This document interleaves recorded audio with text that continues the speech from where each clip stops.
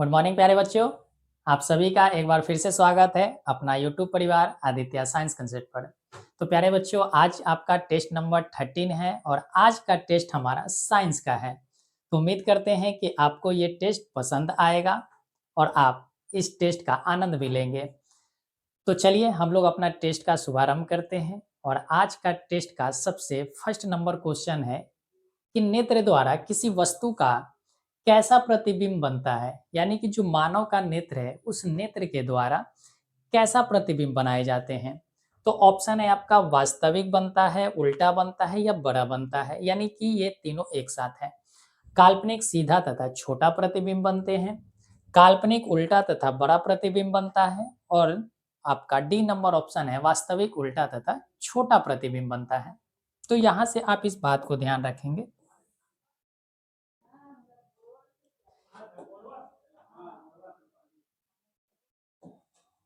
आप ध्यान रखेंगे कि मानव का जो नेत्र होता है, मानव नेत्र जो है ये उत्तल लेंस की तरह कार्य करता है। किस लेंस की तरह? उत्तल लेंस की तरह कार्य करता है। अगर उत्तल लेंस की तरह कार्य कर रहा है मेरे भाई, तो उत्तल लेंस का जो प्रॉपर्टीज होगा, उसका जो गुण होगा प्रतिबिंब बनाने का, वही गुण मानव नेत्र का भी होगा। तो अगर आपको पता है कि उत्तल लेंस कैसा प्रतिबिंब बनाता है, तो आप इस ऑप्शन को अच्छे ढंग से छांट लीजिएगा और आप सही आंसर तक पहुंच जाइएगा। देखिए, सबसे पहली पॉइंट कि उत्तल लेंस हमेशा वास्तविक प्रतिबिंब बनाता है, वास्तविक प्रतिबिंब बनाता है। सेकंड पॉइंट की अगर बात करें तो ये हमेशा अगर कोई भी चीज वास्तविक है तो ध्यान रखेंगे कि वो उल्टा होगा। वो क्या होगा? उल्टा होगा। आप ध्यान रखिएगा कि जो आपको उल्टा दिखाई देता है हमेशा ऐसा नहीं कि वो खराब ही हो, वो कभी कभी वास्तविक भी होता है। तो छवि में हमेशा ध्यान रखेंगे कि जो वास्तविक छवि होगा वो हमेशा उल्टा होगा। और उल्टा के साथ साथ ये छोटा प्रतिबिंब बनाता है। ये कैसा प्रतिबिंब बनाएगा? छोटा प्रतिबिंब बनाएगा। तो उत्तल लेंस का ये प्रॉपर्टी जो होगा वही प्रॉपर्टी हमारे मानव नेत्र का होगा। तो देखिए, वास्तविक बनाएगा, उल्टा भी बनाएगा, लेकिन मेरे भाई बड़ा प्रतिबिंब नहीं बनाएगा। काल्पनिक प्रतिबिंब नहीं बनाएगा। यहाँ भी है काल्पनिक प्रतिबिंब नहीं बनाएगा, वास्तविक बनाता है, उल्टा बनाता है और साथ ही साथ छोटा प्रतिबिंब बनाता है। तो इसका सही ऑप्शन ऑप्शन नंबर डी होगा। ऑप्शन नंबर डी इसके सही आंसर होंगे। उम्मीद करते हैं कि आप हमारी बात को समझ गए होंगे। नेक्स्ट क्वेश्चन है, विद्युत परिपथ में विद्युत धारा को मापने के लिए किस उपकरण का उपयोग किया जाता है? यानी कि जब विद्युत धारा है, विद्युत धारा को मापने के लिए हम लोग किसका इस्तेमाल करते हैं? गैल्वेनोमीटर का, वोल्टमीटर का, वोल्टामीटर का या अमीटर का? किसका इस्तेमाल करेंगे? तो ध्यान रखेंगे, यहाँ से कुछ पॉइंट हम आपको नोट करवा रहे हैं जो आपको ध्यान में रखना है। सबसे पहला पॉइंट है वोल्टमीटर। वोल्ट मीटर का इस्तेमाल हम लोग विभवांतर मापने के लिए करते हैं। किसको मापने के लिए? विभवांतर मापने के लिए। यानी कि दो पॉइंट के बीच के विभव को मापने के लिए हम लोग वोल्ट मीटर का इस्तेमाल करते हैं। और वोल्ट मीटर जो होगा आपका, इसको विभवांतर कहिए, यानी कि विभवांतर कहिए, या इसको आप वोल्टेज कह दीजिए। इसको क्या कह दीजिए? वोल्टेज कह दीजिए। यानी कि वोल्ट मीटर विभवांतर को मापेगा। Second point galvanometer. गैल्वेनोमीटर भी मेरे भाई धारा को मापता है, लेकिन ये धारा में दो चीजों का मापन करता है। पहला क्या मापेगा कि परिमाण मापेगा। अब परिमाण क्या हुआ? यानी कि कितना एम्पियर का धारा गुजर रहा है, कितने एम्पियर का धारा गुजर रहा है ये बताएगा। सेकेंड नंबर बताता है कि ये किस दिशा में धारा गुजर रहा है। यानी कि जब हम परिमाण के साथ साथ दिशा को भी देखते हैं तो उसके लिए हम लोग गैल्वेनोमीटर का इस्तेमाल करते हैं। अमीटर का इस्तेमाल धारा का परिमाण मापने के लिए करते हैं। धारा का परिमाण मापने के लिए करते हैं। और हमसे क्वेश्चन यही पूछा है कि विद्युत धारा को मापने के लिए किसका इस्तेमाल करते हैं? तो ध्यान रखेंगे कि हमेशा अमीटर का इस्तेमाल करते हैं। विद्युत धारा को मापने के लिए हम लोग अमीटर का इस्तेमाल करते हैं। बात क्लियर हुआ? कौन सा फॉर्मूला नहीं है? पहला है v इंटू वाई, सेकेंड है v square into I into R है, सी है आई स्क्वायर इंटू आर और डी है आई आर स्क्वायर।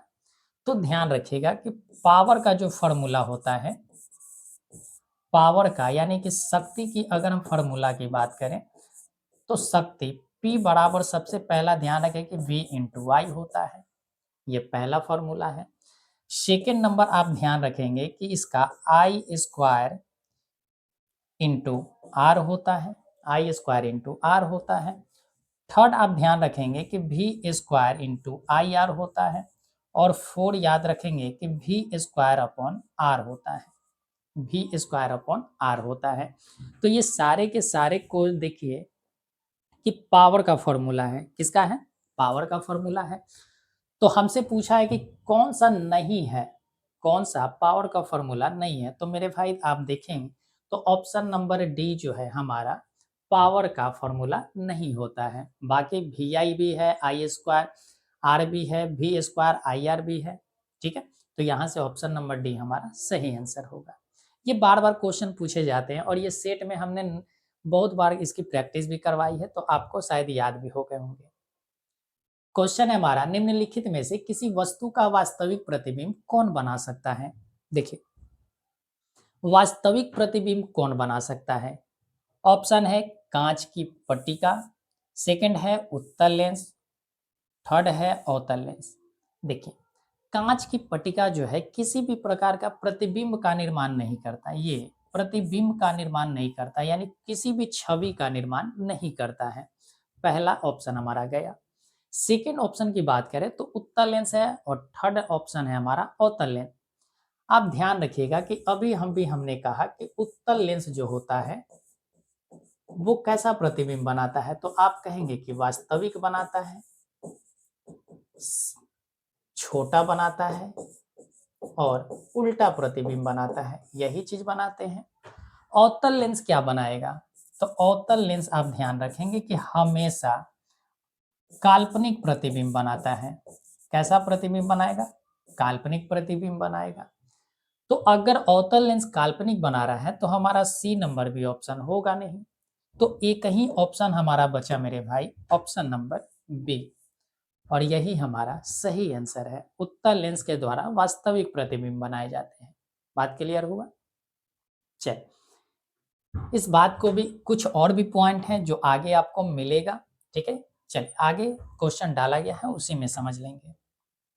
क्वेश्चन है, किसी बिंदु वस्तु से निकलकर यानी किसी पॉइंट से निकलकर किरणों किसी लेंस से अपवर्तित होकर जिस बिंदु पर मिलती है उसे क्या कहते हैं। ये कहा जा रहा है कि देखिए, जैसे ये पॉइंट है, ये पॉइंट जो है मान लेते हैं कि ये लेंस है, ये क्या है, लेंस है। ये कह रहा है कि इस पॉइंट से किरण निकला, इस पॉइंट से किरण निकले, ठीक है। तो किरण निकल गया, कह रहा है कि अपवर्तित तो होकर, तो ये अपवर्तित तो होगा, क्या होगा, अपवर्तित तो होगा।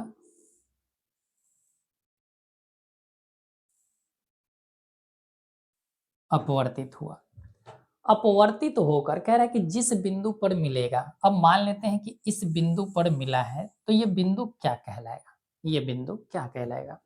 पहला है वक्रता केंद्र, वक्रता केंद्र यानी कि जिसको हम सी कहते हैं, यानी कि रेडियस ऑफ कर्वेचर कहते हैं। प्रतिबिंब जिसको हम लोग छवि कहते हैं। फोकस जो आपका क्या होता है, वक्रता केंद्र का आधा होता है, जिसको हम आर से डिनोट करते हैं। और बचा क्या, r/2 भी इसको कह देते हैं। और ये क्या हुआ, प्रकाश केंद्र, प्रकाश केंद्र यानी जहां से प्रकाश आ रहा है। तो डी नंबर ऑप्शन तो मेरे भाई होगा नहीं, क्योंकि ये खुद कह रहा है कि उस बिंदु से निकल कर आ रहा है, यानी प्रकाश केंद्र से ही निकल कर आ रहा है। परिवर्तित होकर, अपवर्तित होकर कह रहा है कि कहां पर मिल रहा है, तो देखो जहां पर मिलेगा वहीं पर प्रतिबिंब का निर्माण, यहाँ पर किसका निर्माण होगा, तो आप कहेंगे कि प्रतिबिंब का निर्माण होगा। यहाँ पर किसका निर्माण होगा, प्रतिबिंब का निर्माण होगा। और जब प्रतिबिंब का निर्माण होगा तो यही हमारा क्या कहलाएगा, प्रतिबिंब बिंदु कहलाएगा। क्या कहलाएगा, प्रतिबिंब बिंदु। तो इसका सही आंसर क्या होगा? ऑप्शन नंबर बी कहलाएगा। ऑप्शन नंबर बी हमारा सही आंसर होगा। यानी कि जब भी लेंस से अपवर्तित होकर किरणें किसी एक पॉइंट पर मिलती है तो उसे हम कहते हैं प्रतिबिंब बिंदु, यानी कि उसको हम कहते हैं कि छवि का केंद्र है। बात क्लियर हुआ? चल, तो अगले क्वेश्चन की ओर चलते हैं। क्वेश्चन है हमारा, फोटोग्राफी कैमरा का अभिदृश्यक होता है। यानी फोटोग्राफी अभिदृश्यक कहने का अर्थ है लेंस। फोटोग्राफी में जिस लेंस का यूज होता है वो लेंस कैसा होता है? अवतल लेंस होता है, अवतल दर्पण होता है, उत्तल लेंस होता है या उत्तल दर्पण होता है? देखिए, दर्पण कभी नहीं होगा। फोटोग्राफी में हमेशा लेंस का इस्तेमाल होता है। किसका इस्तेमाल होता है? लेंस का इस्तेमाल होता है। और इस बात को आप ध्यान रखिएगा कि जो फोटोग्राफी कैमरा होता है वो मानव नेत्र की तरह होता है। वो किसकी तरह होता है? मानव नेत्र की तरह होता है। और मानव नेत्र की तरह होता है तो हम कह सकते हैं कि मानव नेत्र किसके तरह कार्य करता है? तो आप कहेंगे कि सर अभी अभी आपने बताया है कि वो उत्तल लेंस की तरह कार्य करेगा। किसकी तरह कार्य करेगा? उत्तल लेंस की तरह। तो इसका सही आंसर कौन सा होगा मेरे भाई? ऑप्शन नंबर सी हो जाएगा। यानी कि फोटोग्राफी कैमरा में उत्तल लेंस का इस्तेमाल किया जाता है। यानी वहां अभिदृश्यक जो होगा वो किसका होगा? उत्तल लेंस का बना होगा। तो इस तरीका से आप क्वेश्चन के ऑप्शन को छांट छांट कर अपना सही आंसर तक पहुंच सकते हैं। थोड़ा सा सेंस इस्तेमाल करना है, थोड़ा सा ब्रेन का यूज करना है, तभी आप सही सही आंसर को ढूंढ पाएंगे। क्वेश्चन है, किसी शब्दकोश में पाए गए छोटे अक्षरों को पढ़ते समय आप निम्न में से कौन सा लेंस पसंद करेंगे? क्या क्वेश्चन है कि आप अगर किसी भी शब्दकोश को पढ़ रहे हैं, ठीक है, तो उसमें दिया गया है छोटा छोटा अक्षर। कैसा अक्षर है? छोटा छोटा अक्षर है। तो कह रहा है कि पढ़ते समय आप किस प्रकार का लेंस का इस्तेमाल करना पसंद करेंगे? ऑप्शन है आपका 50 सेंटीमीटर फोकस दूरी का एक अवतल लेंस है, 50 सेंटीमीटर फोकस दूरी का एक उत्तल लेंस है, 5 सेंटीमीटर फोकस दूरी का एक अवतल लेंस है और 5 सेंटीमीटर फोकस दूरी का एक उत्तल लेंस है। ठीक है, देखिए, हमसे कहा है कि छोटा अक्षर को पढ़ना है। किसको पढ़ना है? छोटा अक्षरों को पढ़ना है। और कह रहा है कि छोटा अक्षरों को पढ़ते समय आपको कौन सा लेंस को इस्तेमाल करना अच्छा होगा? तो पहली पॉइंट तो आप ध्यान रखेंगे कि जिसकी फोकस दूरी अधिक होती है, जिसकी फोकस दूरी फोकस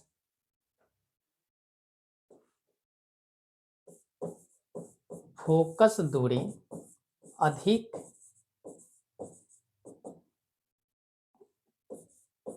तो क्षमता कम होगा। क्षमता क्या होगा? कम होगा।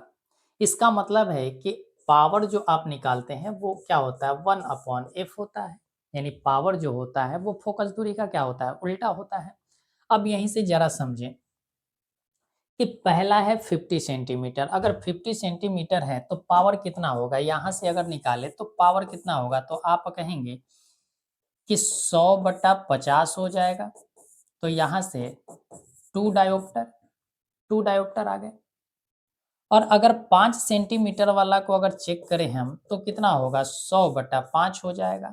तो यहाँ से निकालेंगे तो 20 डायोप्टर होगा। तो देखिए, जिसका पावर अधिक होता है वो बेहतर, जिसका पावर अधिक होगा वो बेहतर लेंस माने जाएंगे। तो यहाँ पर देखिए 2 डायोप्टर है और यहाँ 20 डायोप्टर है, तो कौन सा ज़्यादा है? तो पावर इसका ज़्यादा है। इसका मतलब है कि 5 सेंटीमीटर फोकस दूरी वाली अच्छी लेंस मानी जाएगी। तो यहाँ ऑप्शन नंबर ए और ऑप्शन नंबर बी हमारा नहीं होगा आंसर। तो इस तरीका से हमने 2 आंसर छांटा। अब यहाँ से एक और पॉइंट आप ध्यान रखेंगे कि अभी हमने कहा कि उत्तल लेंस जो होता है वो उत्तल लेंस एक तो छोटा प्रतिबिंब भी बनाएगा और साथ ही साथ बड़ा प्रतिबिंब भी बनाता है। लेकिन अवतल लेंस की अगर हम बात करें तो अवतल लेंस जो होता है वो हमेशा छोटा प्रतिबिंब बनाता है। हमेशा कैसा प्रतिबिंब बनाएगा? छोटा प्रतिबिंब बनाएगा। तो अवतल लेंस, हमको अगर अक्षर को पढ़ना है तो हमें बड़ा करके पढ़ना होगा। हमें अक्षर को क्या होना चाहिए, बड़ा-बड़ा दिखना चाहिए। तो बड़ा-बड़ा अक्षर देखने के लिए हमें अवतल लेंस नहीं चाहिए, हमें कौन-सा चाहिए, उत्तल लेंस चाहिए। और इस तरीका से हम ऑप्शन नंबर डी को सही आंसर लगाएँगे। तो डी नंबर है कि 5 सेंटीमीटर फोकस दूरी का एक उत्तल लेंस हमें क्या करना होगा, लगाना होगा। ठीक है, बात क्लियर है? चलिए अगले प्रश्न पर चलते हैं। क्वेश्चन है, किसी गोलीय दर्पण तथा किसी पतले गोलीय लेंस से, एक गोलीय दर्पण है और एक कह रहा है कि गोलीय लेंस है। एक दर्पण है तो एक क्या है, लेंस है। कह रहा है कि दोनों की फोकस दूरी अब -15 सेंटीमीटर है। दोनों की फोकस दूरी जो है माइनस का 50 सेंटीमीटर है। तो कह रहा है कि दर्पण और लेंस दोनों संभवतः क्या हो सकते हैं, उत्तल हो सकते हैं, अवतल हो सकते हैं, क्या हो सकते हैं। पहला ऑप्शन है कि दर्पण अवतल होगा, लेंस उत्तल होगा। सेकंड ऑप्शन है दर्पण उत्तल होगा, लेंस अवतल होगा। सी नंबर कह रहा है कि दोनों अवतल होंगे, यानी कि दर्पण भी अवतल होगा और लेंस भी अवतल होंगे।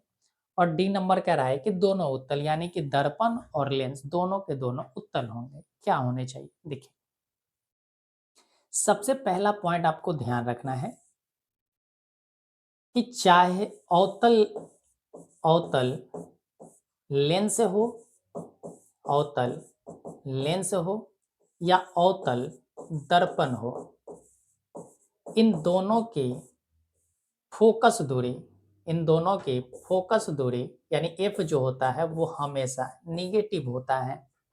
और इसके पावर भी यानी क्षमता भी निगेटिव होते हैं। यानी कि अवतल दर्पण हो या अवतल लेंस हो, इन दोनों की क्या होगा, क्षमता कहिए या आप कहो फोकस दूरी, क्षमता और फोकस दूरी ये दोनों के दोनों क्या होंगे, निगेटिव होता है, ऋणात्मक। सेकेंड नंबर अगर पॉइंट की बात करें तो यहीं पर आप ध्यान रखेंगे कि उत्तल जो दर्पण होता है या उत्तल लेंस कहिए, उत्तल लेंस कहिए, इन दोनों की फोकस दूरी धनात्मक होता है। अगर धनात्मक फोकस दूरी है तो क्षमता भी कैसा होगा, तो आप कहेंगे कि सर धनात्मक होगा। तो यहां से हमसे कहा है कि लेंस और दर्पण कैसा होना चाहिए, देखिए फोकस दूरी कैसा है, निगेटिव है। और निगेटिव दोनों में होते हैं, कहां पर, तो अवतल लेंस और अवतल दर्पण में। तो इसका सही आंसर क्या होगा, दोनों अवतल होंगे। दोनों का दोनों क्या होगा मेरे भाई, तो आप कहेंगे कि सर अवतल होगा। तो इसका सही ऑप्शन सी होगा।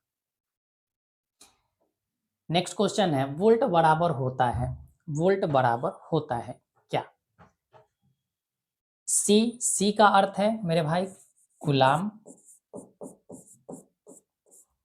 बटा जूल है लिखा हुआ। यहाँ है जूल बटा कुलाम्ब है, यहाँ जूल बटा एम्पियर है, यहाँ एम्पियर बटा जूल है। तो देखिए आपको अगर पता है वोल्ट की परिभाषा, वोल्ट की अगर परिभाषा पता है तो आप इसका निकाल सकते हैं मात्रक में। देखिए वोल्ट क्या होता है, तो आप कहेंगे वोल्ट बराबर जो होता है, वोल्ट का मतलब क्या है कि किसी बिंदु से किसी आवेश को लाने में किया गया कार्य है। किसी बिंदु से आवेश को लाने में किया गया कार्य वोल्ट कहलाता है। तो किया गया कार्य किया गया है और किस पर किया गया है, तो आप कहेंगे कि आवेश को लाने में किया गया है।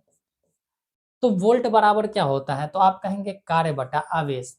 कार्य का मतलब मात्रक क्या होता है मेरे भाई, तो आप कहेंगे कि सर जूल होता है। कार्य का मात्रक क्या होता है, जूल होता है। और आवेश का मात्रक क्या होता है, कूलाम होता है। आवेश का मात्रक कूलाम होता है। तो यहाँ से हमारा वोल्ट बराबर क्या हो गया, तो आप कहेंगे कि जूल प्रति कूलाम्ब होगा, जूल प्रति कूलाम्ब होगा। तो देखिए ये कूलाम्ब प्रति जूल है, नहीं होगा, एम्पियर का कोई रोल नहीं है। तो ऑप्शन नंबर बी हमारा सही आंसर होगा। ऑप्शन नंबर बी सही आंसर है। चल क्वेश्चन है, विद्युत आवेश के प्रवाह दर को क्या कहते हैं। विद्युत आवेश के प्रवाह की दर को क्या कहते हैं, तो ध्यान रखिएगा कि आवेशों के प्रवाह की दर को, आवेशों के प्रवाह की दर, दर का मतलब होता है समय, दर का अर्थ होता है समय। यानी कि एक सेकंड में कितने आवेश गुजर रहे हैं, किसी परिपथ से एक सेकंड में कितना आवेश गुजर रहा है, यही हमारा विद्युत धारा कहलाता है। यही क्या कहलाता है, विद्युत धारा कहलाता है। तो ऑप्शन नंबर ए हमारा सही आंसर होगा। विद्युत वाहक बल किसे कहते हैं? इसी को हम कहते हैं वोल्टेज। इसी को क्या कहते हैं? वोल्टेज कहिए या विभवांतर कहिए या विभव कह दीजिए। विभवांतर आपको पता है कि विभव का अंतर विभवांतर कहलाता है। तो यहां से आप तीनों चीज समझ गए होंगे, तो ऑप्शन नंबर ए इसका सही आंसर है। चल, क्वेश्चन है, निम्नांकित में कौन सा कथन सत्य है? कौन सा कथन सत्य है? जूल, वोल्ट और एम्पियर में हमें बताना है। जूल बराबर वोल्ट इंटू एम्पियर होता है, जूल बराबर कुलाम इंटू वोल्ट होता है, जूल बराबर एम्पियर बटा वोल्ट होता है और जूल बराबर कुलाम बटा वोल्ट होता है। देखिए, जूल, जूल किसका मात्रक है? तो आप कहेंगे कि सर कार्य का मात्रक है, कार्य का मात्रक जूल होता है। वोल्ट, तो आप कहेंगे वोल्टेज का यानी V का। एम्पियर धारा का मात्रक है, एम्पियर क्या है? धारा का मात्रक है। इसी तरीका से कुलाम्ब जो होता है वो आप कहेंगे कि कुलाम्ब आवेश का मात्रक है। किसका मात्रक है? आवेश का मात्रक है। वोल्ट आपको पता है, तो यहां से अब हम निकाल सकते हैं। देखिए, कार्य बराबर क्या होता है? यहाँ V बराबर अभी हमने कहा है, देखिए V बराबर क्या होता है? तो आप कहेंगे कि सर कार्य अपॉन आवेश होता है। अभी अभी हमने पढ़ा कि वोल्टेज जो होता है वो किसके बराबर होता है? तो आप कहेंगे कार्य अपॉन आवेश के बराबर होता है।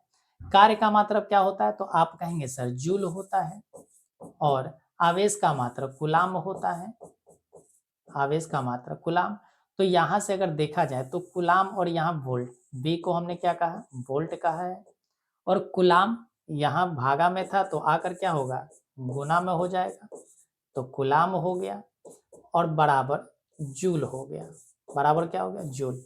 तो ये वाला देखिए कहां पर फॉर्मेट दिखाई दे रहा है। जूल बराबर हमें चाहिए कूलाम इंटू वोल्ट, तो ये रहा कूलाम इंटू वोल्ट, ये रहा हमारा। तो ऑप्शन नंबर बी इसका सही आंसर होगा। ऑप्शन नंबर बी सही आंसर होगा। क्वेश्चन है, CHO अभिक्रियाशील समूह कहते हैं।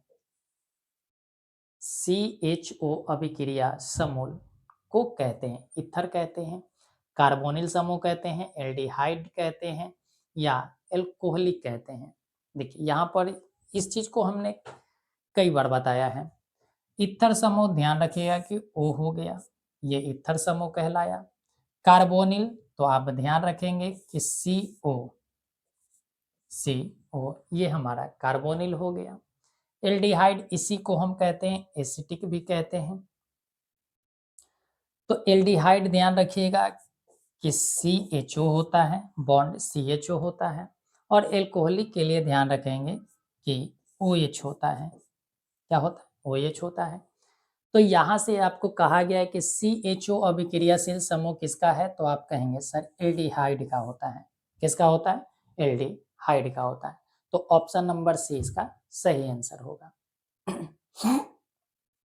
क्वेश्चन है, एथेनॉल को सांद्र H2SO4 के साथ गर्म करने पर निम्नांकित में कौन सी गैस बनती है? CH4 बनेगा, C2H2 बनेगा, C2H6 बनेगा या C2H4 बनेगा? क्या होना चाहिए? देखिए, एथेनॉल, एथेनॉल का फॉर्मूला क्या होता है? तो आप कहेंगे C2H5OH होता है। इसको क्या किया गया है? गर्म किया गया है। किसके साथ? तो कह रहा है कि H2SO4 के साथ, यानी सांद्र H2SO4 के साथ इसको गर्म किया गया है। कितने डिग्री सेल्सियस पर? तो ध्यान रखेंगे 423 केल्विन पर इसको गर्म किए जाते हैं। तो गर्म करने पर होता क्या है? यहां से जल की हानि होती है, H2O की क्या हो जाती है? हानि होती है। तो यहां से देखिए एक ऑक्सीजन बाहर निकला, इसका मतलब ऑक्सीजन गया, दो हाइड्रोजन गया, तो एक हाइड्रोजन ये गया और इसमें से एक हाइड्रोजन ले लेते हैं, तो बचा क्या? तो आप कहेंगे कार्बन तो कहीं नहीं गया, यानी कार्बन दो परमाणु थे तो दो परमाणु रह गया। हाइड्रोजन पहले कितना था? 6 था, 2 निकल गया तो बचा कितना? 4। इसका मतलब है कि जब हम इसे गर्म करेंगे तो कौन सी गैस बनेगी, C2H4 बनेगा। कौन सी गैस, C2H4 बनेगा। तो इसका ऑप्शन नंबर डी सही आंसर होगा। इसको रट लेना मेरे भाई, क्वेश्चन ये पूछे जाएंगे, 100% की गारंटी है। क्वेश्चन है, जिंक ब्लेड निम्नांकित में किस धातु का अयस्क है। यानी कि जिंक ब्लेड से हम किसको प्राप्त करते हैं। देखिए Hg जो है यानी पारा, Hg जो है वो क्या है, पारा है। ये जिंक है, लोहा है, एल्युमिनियम। एल्युमिनियम का एक अयस्क होता है बॉक्साइट। एल्युमिनियम बॉक्साइट से प्राप्त किए जाते हैं। फेरस का हमने कई बार बताया है, डोलोमाइट हो गया, कैलेमाइन हो गया, हेमेटाइट हो गया, आपका आयरन पायराइट हो गया, ये सारे चीज आप ध्यान रखेंगे। तो इसका सही आंसर ऑप्शन नंबर बी होगा। ये क्वेश्चन हमने सॉल्व कराया है, इस वजह से इसको हमने ज्यादा कुछ लिखाया नहीं। क्वेश्चन है, आवर्त सारणी के किसी आवर्त के तत्वों में कौन सा गुण समान होता है। देखिए एक होता है आवर्त और एक होता है वर्ग। इसको हम कहते हैं वर्ग। जो आपको ये दिख रहा है इसको हम कहते हैं वर्ग, और ऐसे जो दिखाई देता है इसको हम कहते हैं आवर्त। इसको क्या कहते हैं, आवर्त कहते हैं। तो ध्यान रखिएगा कि जब हम किसी वर्ग की बात करते हैं, समान वर्ग की बात करते हैं, किसकी बात करते हैं, समान वर्ग की बात करते हैं, तो उसमें तत्वों की तत्व की संयोजकता और संयोजी इलेक्ट्रॉन दोनों बराबर होते हैं। संयोजकता और संयोजी इलेक्ट्रॉन दोनों क्या होंगे, समान होगा। ये दोनों का दोनों क्या होगा, समान होते हैं। बात क्लियर हुआ। जब वर्ग की बात करें, लेकिन जब आवर्त की बात करता है तो आवर्त में आप ध्यान रखेंगे कि केवल कक्षा की संख्या समान होता है। कक्षा की संख्या समान होता है, यानी कि सेलों की संख्या समान होती है, ऑर्बिट की संख्या समान होती है। तो यहां से हमसे पूछा गया परमाणु भार, नहीं मेरे भाई परमाणु भार बराबर नहीं होगा। अगर परमाणु भार बराबर होता तो फिर पीरियोडिक टेबल क्यों बनाए जाते हैं। परमाणु आयतन, आयतन भी बराबर नहीं होगा, हर तत्व का अपना अपना आयतन अलग अलग होता है। संयोजकता इलेक्ट्रॉन ये कब होता है, जब ये वर्ग की बात करता है। किसकी बात करता है, वर्ग की बात करता है। तो ऑप्शन नंबर डी इसका क्या हो गया, सही आंसर। कक्षों की संख्या बराबर होती है, कक्षों की संख्या बराबर होती है। क्वेश्चन है, अभिक्रिया CaO यानी कैल्शियम ऑक्साइड को जब जल के साथ हम रिएक्शन कराते हैं तो बनता है हमारा calcium hydra oxide. Calcium oxide को हम क्या कहते हैं, तो आप कहेंगे सर बिना बुझा हुआ चूना। बिना बुझा हुआ चूना कहते हैं इसको। जब ये जल के साथ रिएक्शन करता है तो कैल्शियम हाइड्रोक्साइड, इसको हम बुझा हुआ चूना कहते हैं। बुझा हुआ चूना कहते हैं। तो कह रहा है कि ये किस प्रकार की अभिक्रिया है, वियोजन। वियोजन का मतलब होता है अलग होना, यानी एक कंपाउंड टूटकर अलग हो रहा है तो उसको हम कहते हैं कि वियोजन है। तो वियोजन नहीं है यहाँ मेरे भाई, क्या हो रहा है, टूट नहीं रहा है, यहाँ जुड़ रहा है। और जुड़ने को हम कहते हैं संयोजन। जुड़ने को क्या कहते हैं, संयोजन कहते हैं। तो इसका सही आंसर क्या हो गया, ऑप्शन नंबर बी। क्वेश्चन है, जल में घुलनशील भस्म कहलाता है क्या। जल में घुलनशील भस्म क्या कहलाता है, अम्ल कहलाता है, क्षार कहलाता है, लवण कहलाता है, इनमें से कोई नहीं। देखिए लवण कब बनता है, जब आपका दुर्बल अम्ल, दुर्बल अम्ल और प्लस दुर्बल क्षार मिल जाए तब ये लवण बनता है। तब ये क्या बनेगा, लवण बनता है। और लवण भी कैसा, तो आप कहेंगे कि सर दुर्बल बनेगा। लवण कैसा बनेगा, दुर्बल बनेगा। इसी तरीका से अगर प्रबल अम्ल को प्रबल अम्ल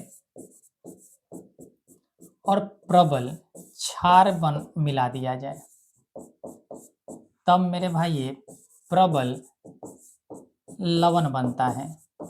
प्रबल लवण बनता है जिसको हम नमक कहते हैं। अम्ल जल में घुलने पर अम्ल जो होता है, ध्यान रखिएगा कि H प्लस आयन को रिलीज करता है, यानी कि हाइड्रोजन गैस को रिलीज करता है। और क्षार जो होता है वो OH माइनस आयन को रिलीज करता है। लेकिन हमसे पूछा है कि भस्म जल में घुलता है तो क्या बनेगा, तो भस्म जल में घुलने पर क्षार बनाता है, यानी कि जब हम भस्म को जल में मिला देंगे तो वो क्षार बन जाता है। क्या बनता है? क्षार बन जाता है। इस बात को ध्यान रखेंगे। चलो, नेक्स्ट क्वेश्चन है, सोडा एस का रासायनिक सूत्र है। सोडा एस का रासायनिक सूत्र क्या होता है? CaCO3, Na2CO3, CaHCO3 का होल ट्वाइस है और NaHCO3। देखिए, इसको हम लोग बेकिंग सोडा कहते हैं, इसको बेकिंग सोडा कहते हैं, इसको हम लोग सोडा एस के नाम से जानते हैं, सोडा एस कहा जाता है। ये खड़िया का रासायनिक सूत्र है। ये किसका सूत्र है? खड़िया का। तो यहां से हमसे पूछा गया कि सोडा एस का रासायनिक सूत्र क्या है, तो सोडा एस का रासायनिक सूत्र Na2CO3 होता है। Na2CO3 होते हैं। अगले प्रश्न की ओर चलते हैं। क्वेश्चन है, निम्नांकित में कौन विजातीय यौगिक है? विजातीय यौगिक कहने का अर्थ हुआ कि अलग यौगिक है, यानी जो मेल नहीं खाता, जो मेल एक दूसरे से नहीं खाते हैं, यानी यहाँ पर 3 एक जैसा होगा और चौथा जो होगा अलग होगा। पहला कह रहा है चूना पत्थर। चूना पत्थर हम किसको कहते हैं? CaO को कहते हैं, कैल्शियम ऑक्साइड को कहते हैं चूना पत्थर। संगमरमर, खड़िया, खड़िया अभी हमने कहा CaCO3, इसका फॉर्मूला आपको ध्यान रखना है खड़िया का, और चूना पत्थर का भी आप ध्यान रखेंगे।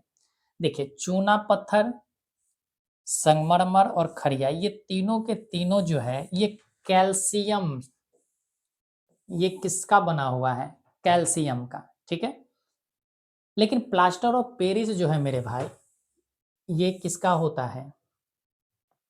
प्लास्टर ऑफ पेरिस ये किसका होता है? तो आप जल्दी से कमेंट करके बताएंगे प्लास्टर ऑफ पेरिस किसका होता है। और इसका हमने कईयों बार सूत्र भी लिखाया है प्लास्टर ऑफ पेरिस का। लास्ट क्वेश्चन है, बेकिंग सोडा का रासायनिक सूत्र क्या होता है? बेकिंग सोडा का रासायनिक सूत्र अभी अभी हमने पढ़ाया, NaHCO3। तो इसका सही आंसर क्या होगा? ऑप्शन नंबर डी हो जाएगा। ये किसका सूत्र होता है? तो आप ध्यान रखिएगा कि धावन सोडा का होता है। धावन सोडा का रासायनिक सूत्र होता है, जिसको हम धोबिया सोडा के नाम से भी जानते हैं। अभी अभी हमने बताया CaCO3 किसका है, तो आप कहेंगे सर खड़िया का है। CaOH होल्ट वाइस आप कहेंगे बुझा हुआ चूना है सर, बुझा हुआ चूना है। तो ये हमारा ऑप्शन नंबर डी इसका सही आंसर होगा। 21 नंबर क्वेश्चन है, निम्नांकित में कौन संक्षारक अम्ल है? संक्षारक अम्ल आपसे कहा गया मेथोनोइक अम्ल है, सल्फ्यूरिक अम्ल है, एथेनोइक अम्ल है, इनमें से कोई नहीं। देखिए, संक्षारक अम्ल हम किसे कहते हैं? जो वातावरण में उपस्थित होता है और किसी भी पदार्थ को नुकसान पहुंचाता है, यानी कोई एक ऐसा पदार्थ जो वायुमंडल में किसी से रिएक्शन कर जाए और खराब हो जाए, यानी नष्ट करने की क्षमता क्या कहलाता है? संक्षारक कहलाता है। जैसे ऑक्साइड के साथ, सल्फाइड के साथ, हाइड्राइड के साथ मिलकर वो एक अलग कंपाउंड बना लेता है और धीरे धीरे क्या होने लगता है? नष्ट। जैसे लोहा को अगर देखा जाए तो लोहा नमी के साथ रिएक्शन कर जाता, ऑक्सीजन के साथ रिएक्शन कर जाता है, और ऑक्सीजन के साथ रिएक्शन करके वो क्या हो जाता है? जंग लग जाता है, ऑक्साइड का फॉर्म ले लेता है, तो जंग लग जाने से खराब हो जाते हैं। तो यहाँ कह रहा है संक्षारक अम्ल है जो खराब करेगा। तो देखिए, हालांकि एथेनोइक अम्ल भी एक संक्षारक अम्ल है, सल्फ्यूरिक अम्ल भी एक संक्षारक अम्ल है, लेकिन अगर देखा जाए तो आम तौर पर सल्फ्यूरिक अम्ल जो होता है वो हमें आसानी से मिल जाते हैं। ये अक्ल नहीं है मेरे भाई, अम्ल हैं। ठीक है, तो सल्फ्यूरिक अम्ल इसका सही आंसर होगा। सल्फ्यूरिक अम्ल इसका सही आंसर हो जाएगा। क्वेश्चन है, मिल्क ऑफ मैग्नीशिया का पीएच मान कितना होता है? मिल्क ऑफ मैग्नीशिया का पीएच मान कितना होता है? तो आप ध्यान रखेंगे 10.5। कितना होता है? 10.5। तो इसका ऑप्शन कितना हो गया? डी नंबर सही हो गया। सल्फर के संयोजी सेल में इलेक्ट्रॉन की संख्या कितनी होती है? देखिए, एक होता है संयोजी और एक होता है संयोजकता। यहाँ पर पहले हम समझा दे रहे हैं संयोजी क्या होता है और एक होता है संयोजकता। यहाँ पर दोनों बातों को आप यहीं पर समझें। जैसे मान लेते हैं कि एक सोडियम है, सोडियम का परमाणु क्रमांक कितना होता है? तो आप कहेंगे 11 है। इसका मतलब है कि इसके पास इलेक्ट्रॉन की संख्या 11 होगा, प्रोटॉन की संख्या भी 11 होगा, इलेक्ट्रॉन भी 11, प्रोटॉन भी 11। अगर इसको हम कक्षा में भरें, ठीक है, तो पहली कक्षा में कितने इलेक्ट्रॉन भरे जाएंगे? तो आपको पता है कि पहली कक्षा में सर 2 इलेक्ट्रॉन भरे जाएंगे, यानी इसमें 2 इलेक्ट्रॉन भरे जाएंगे। उसके बाद दूसरे कक्षा में 8 इलेक्ट्रॉन, दूसरी कक्षा में 8 इलेक्ट्रॉन, तीसरी कक्षा में 18 इलेक्ट्रॉन भरे जाएंगे। लेकिन 18 नहीं है तो 8 इलेक्ट्रॉन भी रहेगा तो काम चल जाएगा, स्टेबल माना जाएगा अष्टक नियम के अनुसार। लेकिन यहाँ पर 8 2 10, 10 इलेक्ट्रॉन भर गया तो बचा हुआ 1 इलेक्ट्रॉन है, तो बचा हुआ 1 इलेक्ट्रॉन रह गया। तो आउटर सेल का, किसका? आउटर सेल का, यानी कि बाहरी कक्षा का, बाहरी कक्षा का जो इलेक्ट्रॉन है, बाहरी कक्षा का जो इलेक्ट्रॉन है, इसी को हम कहते हैं संयोजी इलेक्ट्रॉन या संयोजी सेल कहते हैं। इसी को क्या कहते हैं? संयोजी इलेक्ट्रॉन या संयोजी सेल कहते हैं। अब संयोजकता क्या होता है? संयोजकता हम किसको कहते हैं? देखिए, किसी भी एलिमेंट के द्वारा या किसी परमाणु के द्वारा अपनी बाह्यतम कक्षा का इलेक्ट्रॉन त्याग किया गया हो या बाह्यतम कक्षा में इलेक्ट्रॉन ग्रहण किया गया हो, उसी को हम संयोजकता कहते हैं। तो एक लाइन में अगर हम बात करें तो हम कह सकते हैं इलेक्ट्रॉन का त्याग या इलेक्ट्रॉन का ग्रहण ही क्या कहलाता है? संयोजकता कहलाता है। यानी इलेक्ट्रॉन का त्याग या इलेक्ट्रॉन का ग्रहण, इसकी संख्या क्या कहलाता है? तो आप कहेंगे कि सर संयोजकता कहलाएगा। जैसे सोडियम 1 इलेक्ट्रॉन अपना त्यागेगा, ये स्टेबल हो जाएगा, तो सोडियम का संयोजकता कितना हो जाएगा? 1 हो जाएगा। तो इसी तरीका से पूछा गया है कि सल्फर का क्या होगा संयोजी से, तो हमें सल्फर के बाह्यतम कक्षा में देखना होगा। तो सबसे पहले तो आपको पता होना चाहिए कि सल्फर का परमाणु क्रमांक कितना होता है? 16 होता है। सल्फर का परमाणु क्रमांक 16। अगर 16 है इसका मतलब इलेक्ट्रॉन की संख्या भी 16, इलेक्ट्रॉन की संख्या भी 16। तो देखिए 2 इलेक्ट्रॉन यहाँ, 8 इलेक्ट्रॉन यहाँ, तो बाहर में कितने इलेक्ट्रॉन होंगे? अंतिम कोश में 6 इलेक्ट्रॉन। तो यही 6 इलेक्ट्रॉन क्या कहलाएगा? तो आप कहेंगे संयोजी सेल कहलाएगा। तो इसका सही आंसर कौन हो जाएगा? तो ऑप्शन नंबर डी हो जाएंगे। ऑप्शन नंबर डी इसका सही आंसर है मेरे भाई। क्वेश्चन है, निम्नलिखित तत्वों में किसकी आयनन ऊर्जा अधिकतम होती है? देखिए, आयनन ऊर्जा पहले समझते हैं कि क्या होता है। देखिए, किसी भी, सबसे पहले तो इस बात को समझे कि आयनन ऊर्जा हमेशा विद्युत ऋणात्मक तत्व का होता है। विद्युत ऋणात्मकता वाला तत्व को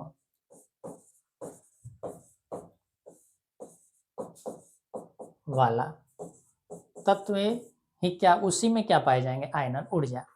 अब आयनन ऊर्जा जो होता है, जो जितनी तेजी से इलेक्ट्रॉन को अपनी ओर खींचकर स्टेबल हो जाए, जो जितनी तेजी से इलेक्ट्रॉन को ग्रहण करे और स्टेबल हो जाए, उसी का आयनन ऊर्जा अधिकतम होगा। यानी जो इलेक्ट्रॉन ग्रहण किया जाता है उसी को हम कहते हैं कि आयनन ऊर्जा है, और जो तेजी से ग्रहण करेगा उसकी आयनन ऊर्जा अधिकतम होगी। तो ध्यान रखिएगा कि फ्लोरीन की मेरे भाई आयनन ऊर्जा सबसे अधिक होता है, क्योंकि ये तीनों के तीनों का आयनन ऊर्जा है, क्योंकि ये तीनों के तीनों विद्युत ऋणात्मक तत्व हैं। ये तीनों के पास आयनन ऊर्जा है, लेकिन सर्वाधिक आयनन ऊर्जा मेरे भाई फ्लोरीन का होता है। सर्वाधिक आयनन ऊर्जा फ्लोरीन का होता है। तो इसका सही आंसर ऑप्शन नंबर बी हो जाएगा।